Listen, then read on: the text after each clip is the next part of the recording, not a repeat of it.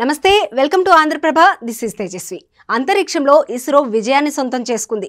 సూర్యుడి రహస్యాలను ఛేదించేందుకు భారత్ తొలిసారి ప్రయోగించిన వ్యోమనౌక ఆదిత్య L1 నిర్దేశిత లాగ్రాంజ్ పాయింట్ L1 కు చేరుకుంది. దీనిపై ప్రధాని మోదీ ఎక్స్లో ట్వీట్ చేస్తూ దేశం మరో మైలురాయిని దాటిందని, భారత్ తొలి సోలార్ అబ్జర్వేటరీ ఆదిత్య L1 గమ్యస్థానానికి చేరుకుందని తెలిపారు.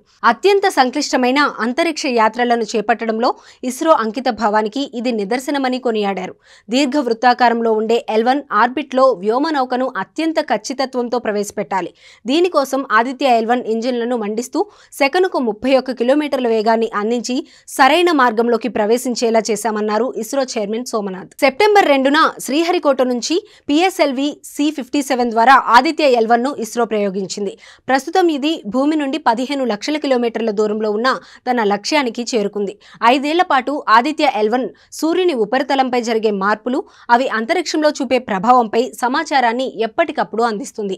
ఆదిత్య L1లో సైంటిస్టులు 7 పేలోడ్లను పంపించారు. వీటిలో 4 పేలోడ్లు భానుడికి ఎల్లప్పుడూ అభిముఖంగా ఉంటూ పరిశోధనలు చేపడతాయి. మిగిలినవి అంతర్గతంగా ఉండి వివిధ అధ్యయనాలను నిర్వహిస్తాయి. పేలోడ్లలో ఉండే విద్యుత్ అయస్కాంత, కణ, అయస్కాంత క్షేత్ర డిటెక్టర్లు సూర్యుడి ఫోటోస్పియర్, క్రోమోస్పియర్తో పాటు సూర్యుడి వెలుపలి పొర అయిన కరోనాను అధ్యయనం చేస్తాయి.